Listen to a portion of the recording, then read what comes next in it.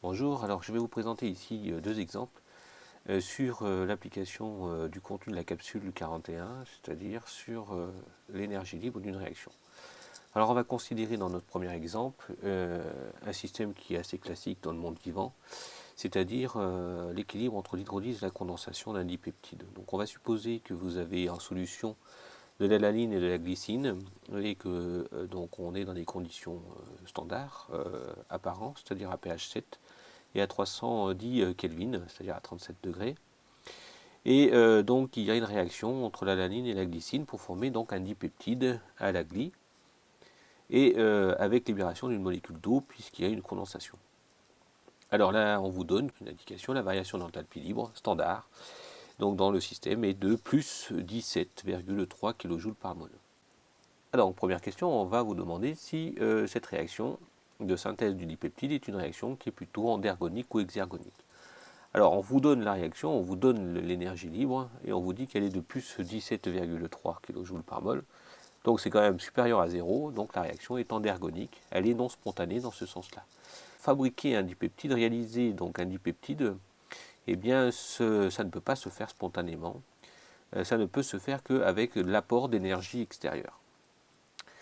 Alors, on vous demande de calculer du coup la constante d'équilibre de cette réaction et de montrer que c'est en accord avec notre variation d'énergie libre.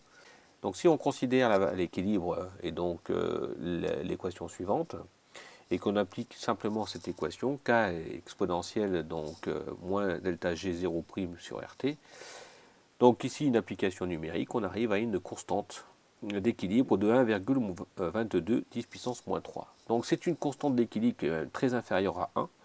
Donc comme je vous l'ai expliqué, c'est une réaction qui est plutôt défavorable et c'est en accord avec la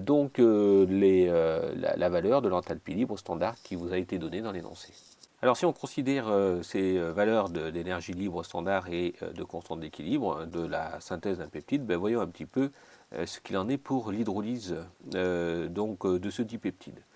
Alors on sait d'abord que l'enthalpie libre standard d'une réaction dans le sens direct et dans le sens indirect sont opposés l'un à l'autre. Donc finalement, si on considère la variation d'énergie libre de la synthèse à plus 17,3 kJ par mol, eh bien ma foi, la variation d'énergie libre standard donc, de l'hydrolyse sera de moins 17,3 kJ par mol, donc inférieure à 0, donc une réaction qui sera exergonique.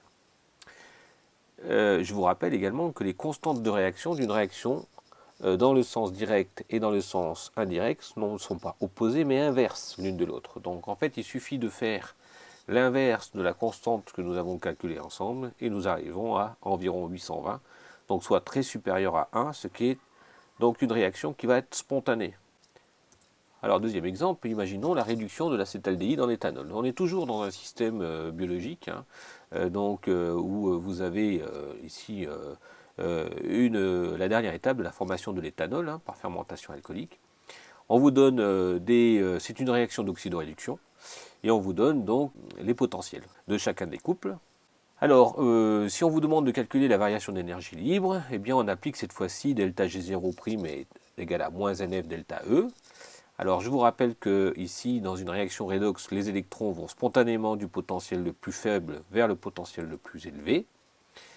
Et deuxièmement, je vous rappelle qu'ici, dans un couple considéré, eh bien l'équation de synthèse de l'éthanol met en jeu deux électrons qui sont échangés.